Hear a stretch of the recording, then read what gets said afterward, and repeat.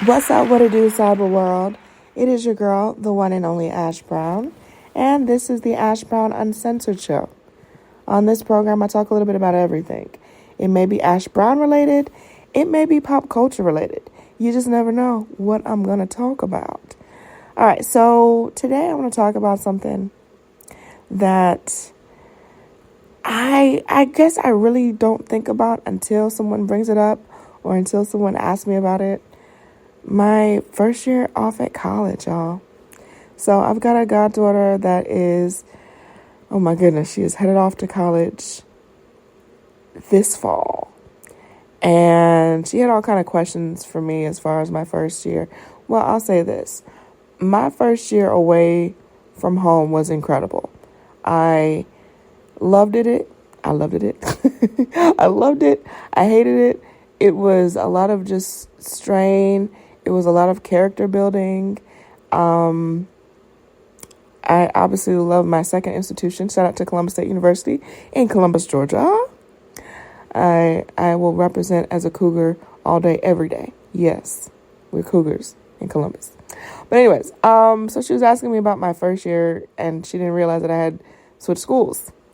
And so I kind of went through with her as far as just talking about the experience of being away from home. This was the first time that I actually lived away from my parents. And I remember my mom, she was trying to get me to go to like Georgia State and, live at home. And I was like, nope, I want to go away. I don't care where I go. I just need to be gone. And I think that was the first time I really kind of spread my wings to fly and to do something different. I had opportunities to go to school locally and stay at home with my parents and my siblings, but I really wanted to explore. And yeah, Augusta was 2 hours down the road away from us. I grew up in Stone Mountain, and Augusta was about 2 hours or so away. And I remember when my parents and my grandmother dropped me off, and they give you that last little hug. They helped me make up my bed.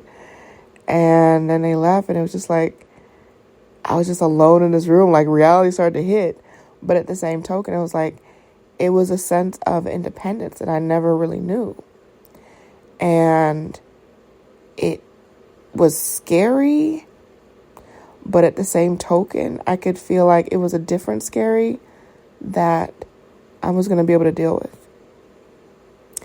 So this first semester away from home, oh my goodness, Ash got in so much trouble that year, you guys. Ash got in a lot of trouble that year. So I was fortunate enough, my parents got me a little car, got me a little Jetta. It was my first little silver Jetta. And I had a bunch of people that I had gone to school with previously, and we were all at the same college. And we're just excited. We're like, oh my gosh, we're just so grown. We're 18. And look, I got this car. So I was the only one out of the group that had a car. So whenever we would go home on weekends or whatever, maybe a long break, they rode with me. And it was to the point where I was going home like almost maybe about once a month. Once a month, sometimes twice, just depending on just, I've got a car so I can just drive home. And my young, just stupid, immature, and just ill-informed self was speeding. And I'm not talking about regular speeding. I was just doing just like dangerous, stupid speeding. And I was cutting my time in half. So it would take, if you're going the normal speed, it should take about 2 hours to get from Stone Mountain to Augusta. Y'all, it was taking me an hour. It took me an hour. And you know what? I'm glad that I got pulled over. And we was like, oh my God, what do you mean you're glad? I'm glad that I was pulled over. Then it was scary because it was just like, oh my God. The first thing is like, I don't know. I have this thing sometimes where I'll panic or I'll overestimate something. So I already in my mind had, oh my God, they're going to take us all to jail. I didn't do anything anything wrong. It was speeding, yes, but it was not an offense that they were going to take us to jail. So I got a ticket, and I was like, well, maybe I'll just pay the ticket off and nobody ever know. And then they're like, no, they're totally going to notify your parents' insurance company, Ash. Don't be stupid. So, I hadn't really learned or really knew how things happen because I'd never really gotten in trouble before. And so I forgot how I did it. I think that I called and told my parents about it, and they were very disappointed. And then it was weird. It was weird because I called them because I didn't want to see them, and be like, So I was like, if I can avoid them. That was another thing too about being away from home and being able to kind of start your own life and create your own identity. Is like, I'm an adult. My parents are away, so I can do what I want to do. Yeah, but there's also consequences to those actions. Always consequences. So I told my parents, and my mom was really she got really stern with me and was like, I'm very disappointed in you. You could have killed yourself or killed your friends. But in my 18-year-old mind, it was just, I hadn't thought that far ahead. She was right. She was absolutely right. But because I really didn't have a grasp on reality, I risked our lives. I did. At the time, I was just like, oh my gosh, whatever. I remember her saying oh yeah, your car's not made to go this fast or whatever. But I'm thinking to myself, if it's not made to go this fast, then why is it printed on the speedometer? I didn't say it, y'all. I did not say it, but I was thinking it. I was like, no, Ash, sometimes you just gotta shut up. Just don't say nothing. Just shut up. So I got my license suspended, which was really messed up. And that took away my sense of independence at school because I couldn't have my car. So I forget what happened. Somehow I got back to school. So my car, I think it was a weekend that I drove. Matter of fact, I got the ticket on the way home. That's what it was. Got the ticket on the way home. So told my parents and everything, and they were like, well, you just got to be, safer and that. Well, I had a friend a couple months earlier who had a similar situation, and she got, her license was suspended for 2 months. It was 2 or 3 months. It was something really small, minuscule. So I was like, oh, she got 2 months. I'll probably get maybe 1 month, because she was doing way worse than what I was doing.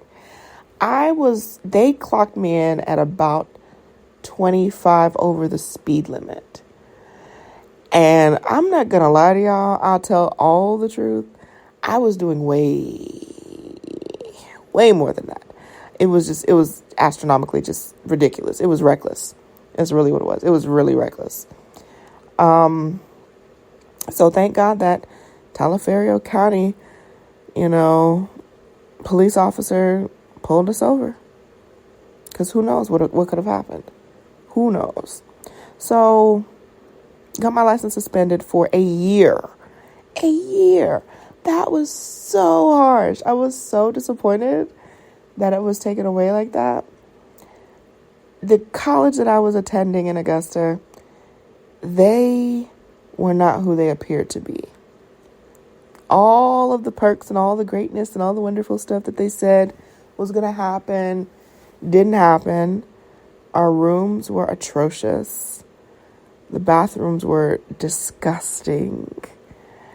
And now I didn't have a car. So I just had to walk everywhere. So it was a couple times where I'm pretty sure some strange men were trying to kidnap me. But I kind of got that mug on my face I'm not playing these games with you. This is not a joke.